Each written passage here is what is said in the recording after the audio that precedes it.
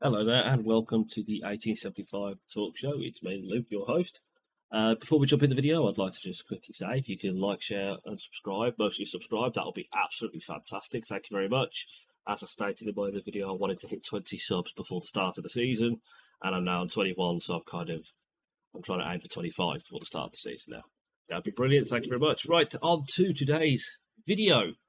First of all, I want to say, as on my video last night, I put up a video saying Blues were closing in on John Ruddy signatures, and lo and behold, he signed this morning.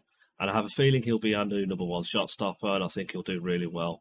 I think we'll be a lot more solid in the back. I'm not taking anything from Neil Etheridge. I just want to say that Neil Etheridge has done us proud, but I think COVID knocked the best out of him last year, and I think he'll be a really solid number two choice this year. Anyway, Takeover twist, apparently. Lopez's consortium invited in to carry out due diligence. There is a new update regarding the takeover of Birmingham City, and that involves former Argentine footballer Maxi Lopez and Birmingham businessman Paul Richardson. According to journalist James Nursery, other parties are interested in buying the club, have been invited by the club to put down deposits to then carry out due diligence. It says a tweet here from James Nursery. Hi Chris, the update I've heard is other interesting parties, e.g. Richardson, have been invited to put down deposits to due diligence as the Bassini farce rumbles on. I said it in one of my earlier videos, Bullshit Baz was never going to be the owner of Birmingham City. I believe he needs to put down the peace pipe and stop drinking whatever the hell he's drinking. I mean, you saw the destruction of his ego live the other week with that TalkSport interview, and then attacking Simon Jordan verbally, accusing him of being complicit in the death of someone else. I had to redo that video 3 times because YouTube kept saying I couldn't say things, so I'm not going to go too much into it now. The news comes after ex-Watford owner Lawrence Bassini's wild interview with TalkSport last week, where he revealed he has sent $30 million to the lawyer, which will act as an initial fund as he intends to invest a more hefty fee once the takeover is complete. I do believe we are getting closer and closer to the deadline, and I'm using inverted commas here, deadline that Bassini put up. So, as I say, I don't think that's going to happen. However, with the championship campaign edging closer, the 52-year-old losing his period of exclusivity, it looks like the current owners of Birmingham are waiting around much longer. During Friday's interview, he stated he expected the deal to go ahead within a week or two. However, if Lopez Consortium accepts the invitation to have talks with BSHL, then Birmingham fans could see things unravelling sooner rather than later. My only concern is does Lopez and Richardson have the money? I know they have the money to buy the club, but do they have the money to continue? Because when you buy the club, you don't just buy the club. There you go, spat back, put your quid down, and there you go, you're done. You've got to show the EFL you've got the money to at least compete. I think for 1 or 2 seasons.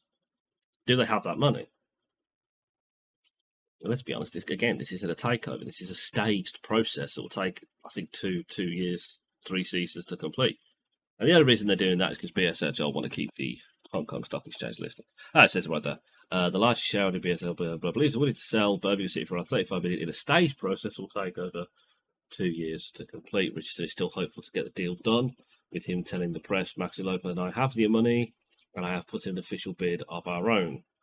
Bassini admitted that there was an issue with the majority shareholder and did not know what that issue was. It seems that BSHL are more desperate to sell, as questions remain why they would approach Lopez and co themselves. Also, this could be due to the news that has come out this evening about Mr. King. There's another thing I wanted to ask. You've actually read this. I've got it open up here. By Al Majir, Dan Ivory, and Jack Davis have revealed leaked documents that link Wang Yao-wei to yet another mystery shareholder through the mother of his 5 children. And it's right, I'll open that up in a minute. I'm not going to go through it all, but yes, Mr. Wang Yao-wei definitely is 100% irrecoverably linked to Birmingham City. And with these details being linked, the EFL reported to already investigating Mr. King. Blues fans will no doubt be asking what the EFL are going to do about it, and if they can make Mr. King sell his shares so they are no longer a shareholder. Now, I watched WAB TV. It's another YouTube channel, really good, and they do Meeting with the Mayor, which is obviously a podcast with Dan Ivory, and I've watched him, and he has openly said that he has been contacting the EFL since BSHL took over, saying Mr. King is a mystery shareholder. He's a shadow shareholder. What's going on? And they've basically brushed him off. So if they want to come down on us now, well, all that Mr. Ivory, Dan Ivory has to do is come out and go, well, hang on a minute, I told you about this yonks ago, but you didn't want to do your job. So for the people that are worrying about it, I understand why you're worrying, but I'd like to say that the EFL will be in just as poo-poo as we are currently in if they want to be arsy about it, because I do believe Dan Ivory is not a man that will say things. He has never shown us anything other than evidence. And if he says he's got the evidence that he has told the EFL about this on several occasions, then that is a man I believe. I would much rather listen to Dan Ivory than the EFL. But yeah, this is the article. Cambodian diplomats' concubines employed by soccer club shareholder. RFA reveals more evidence Wang Yaowei's secretive stake in Birmingham City. Dun dun dun. There's another plot to assist the Chinese businessman turned Cambodian diplomat Wang Yaowei's secretive investment in a prominent English football club. I am not using that word. RFA can reveal that two mothers of his children were employed by the company associated with Yaowei.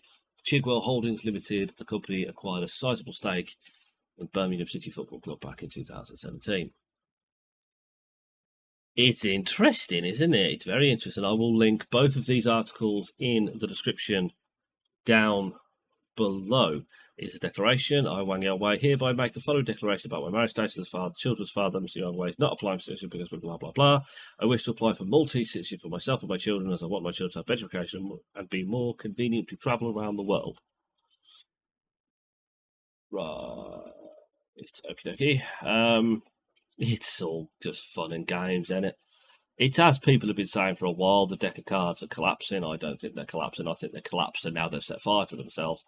I think the more things like this get released, the more BSHL are going to want to make a move on the takeover. And that's a good thing and a bad thing, because on the one hand, it means that we get took over quicker. But on the other hand, it means they're going to be more desperate and more willing to sell to someone like bullshit Baz Bassini. I know I've had a few people message on comment on Facebook, my Facebook post, saying that they would take Bassini over BSHL. I am torn. A part of me just wants BSHL gone. The other part of me is sitting there thinking, yeah, how much much worse could it be under Bassini? And I know that's a what if situation, but I think Birmingham City have been very lucky over the last few years to avoid the absolute calamitous shit show that could have hit us. And I think if we try and ride our luck for one too many times, I think the EFL will eventually have to go, right, that's it, fuck off. And if we go into administration, the club's gone. It's just gone. But that's just my opinion. What do you guys think? Please let me know in the comments down below. We've just hit 21 subs this morning. I'm really happy with that. Please, can we hit 25 before the kick-off of the Luton game? I will be so pleased. I will be doing a match review of the Burton game on Saturday as well. So, yeah, please like, share, subscribe. Tell your mum, tell your dad, tell all your Blues friends about the channel, and hope to send them my links. And I'll see you in the next video. Bye, guys.